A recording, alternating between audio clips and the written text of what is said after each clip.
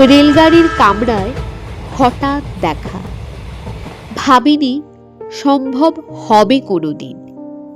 আগে ওকে বারবার দেখেছি লাল রঙের শাড়িতে, ডালিম ফুলের মতো রাঙা, আজ পরেছে কালো রেশমের কাপড়, আঁচল তুলেছে মাথায়, দোলন চাপার মতো চিকন গৌর মুখখানি ঘিরে। মনে হলো কালো রঙে একটা গভীর দূরত্ব ঘনিয়ে নিয়েছে নিজের চারদিকে, যে দূরত্ব সর্ষে ক্ষেতের শেষ সীমানায়, শাল বনের তিলাঞ্চলে। থমকে গেল আমার সমস্ত মনটা। চেনা লোককে দেখলেম অচেনার গাম্ভীর্যে। হঠাৎ খবর কাগজ ফেলে দিয়ে আমাকে করলে নমস্কার। সমাজবিধির পথ গেল খুলে। আলাপ করলেন শুরু। কেমন আছো, কেমন চলছে সংসার, ইত্যাদি। সে রইল জানলার বাইরের দিকে চেয়ে, যেন কাছের দিনের ছোঁয়াচ পার হওয়া চাহনিতে।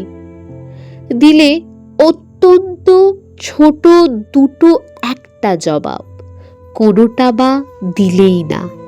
বুঝিয়ে দিলে হাতের অস্থিরতায় কেন এসব কথা, এর চেয়ে অনেক ভালো চুপ করে থাকা। আমি ছিলাম অন্য বেঞ্চিতে ওর সাথীদের সঙ্গে। একসময় আঙুল নেড়ে জানালে কাছে আসতে, মনে হলো কম সাহস নয়। বসলুম ওর এক বেঞ্চিতে। গাড়ির আওয়াজের আড়ালে বললে মৃদু স্বরে, কিছু মনে করো না, সময় কোথা সময় নষ্ট করবার। আমাকে নামতে হবে পরের স্টেশনে, দূরে যাবে তুমি, দেখা হবে না আর কোনো দিনই।